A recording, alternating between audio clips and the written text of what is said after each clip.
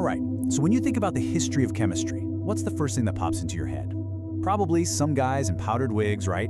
In labs somewhere in Europe a few centuries ago. Well, what if I told you that's not even close to the beginning of the story? What if the first and maybe the most important chapter has been hidden this whole time? Today, we're going to uncover that. So let's ask the big question. Who really is the father of chemistry? Now, if you're thinking of someone like Antoine Lavoisier, that's a great answer. But you'd have to rewind the clock way, way back.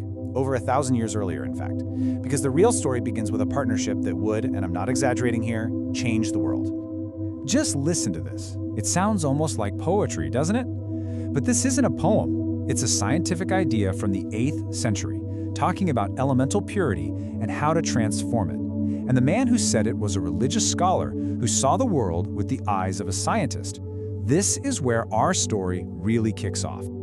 At the very heart of this scientific revolution are these two incredible figures. On one side, you have Imam Jafar al-Sadiq. He's the teacher, the inspirer, the philosophical mind that laid out the big ideas. And on the other side, his brilliant student, Jabir ibn Hayyan. He was the pioneer, the guy who got his hands dirty and actually built the science of chemistry from the ground up. You see, their relationship was so much more than just a standard teacher-student dynamic.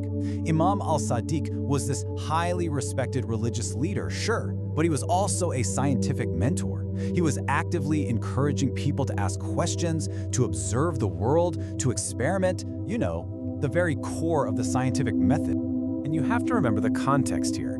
This was a time when chemistry as we know it just didn't exist. So for a teacher to come along and say, hey, the way to understand the world is to observe it, to test it, and to think about your results, well, that was absolutely radical. He wasn't just passing on old knowledge, he was teaching a whole new way to discover it. And this brings us right to Jabir ibn Hayyan. He took all that inspiration from his teacher, all those big ideas, and he ran with them. He's the one who went into the workshop and turned theory into reality.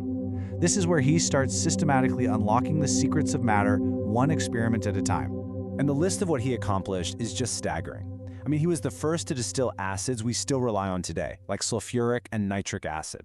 He carefully documented chemical reactions, came up with new ways to extract compounds, and he even developed his early theory of elemental balance. And the best part? He wrote it all down in over 500 books. He basically created the world's first playbook for hands-on experimental science.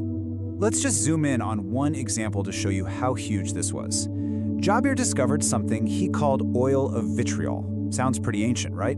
Well, today we know it as sulfuric acid. It is, no joke, one of the most important industrial chemicals on the planet. It's in everything from fertilizers to batteries, and its story began in Jabir's lab in the 8th century. It's just incredible. He also tried to bring some order to the chaos of the material world. He came up with his brilliant concept called al-mizan, which means the balance. The whole idea was to classify substances not by what they looked like, but by their fundamental properties. Were they volatile spirits? Were they fusible metals?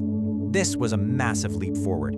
It was one of the very first attempts to create a logical map of the elements, a crucial first step toward the periodic table we all learned in school. But Jabir's most famous, and for centuries his most controversial idea, was transmutation, the ability to actually change one element into another. This is where his work gets really fascinating, because it blurs the line between what people dismissed as alchemy and what we now call atomic science. And this idea had a really long and difficult journey. For centuries, other great scientists kept the research going. But by the time we get to the 19th century, mainstream science just completely rejected it.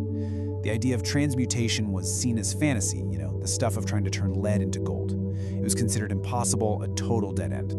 The scientific establishment was crystal clear. Elements were fundamental. They were unchangeable. That was that. So Jabir's most ambitious, most visionary idea was pretty much tossed into the dustbin of history. It was officially labeled a myth. Until this year, 1919, this is when everything changes. Because in 1919, scientists finally did the impossible. They bombarded nitrogen atoms and they turned them into oxygen atoms. They split the atom, and in that one moment, they proved that elemental transmutation was real. After more than 1,000 years, Jabir ibn Hayyan was vindicated. His so-called alchemy was actually the blueprint for nuclear chemistry. And that just makes you rethink everything, right? Modern scholars are now looking back at Jabr's writings about a mysterious elixir, a substance that could transform other matter. And they're seeing it in a whole new light. They're suggesting he might have been describing a theoretical concept for something like a radioactive element, a substance with the built-in power to change other elements at an atomic level. So, what does this hidden history actually mean for us today? I mean, beyond just rewriting a few textbooks, there are some really profound lessons here, rooted in the philosophy that started this whole revolution. Imam al-Sadiq's whole approach was really built on 3 principles. First, integrate. See science and faith not as conflicting forces, but as 2 different paths to understanding the world. Second, innovate. Always be curious, ask questions, think critically, and test your ideas. And third, and this is a big one, be ethical. Knowledge comes with a responsibility to use it for good. I mean, how relevant are those ideas for us right now? Ultimately, the combined legacy of Imam al-Sadiq and Jabr ibn Hayyan is just this powerful, powerful reminder. It shows us that when a relentless search for knowledge is guided by a deeper sense of purpose and ethics, it doesn't just lead to a few new discoveries. It has the power to fundamentally change the world. And that kind of leaves us with one final big thought.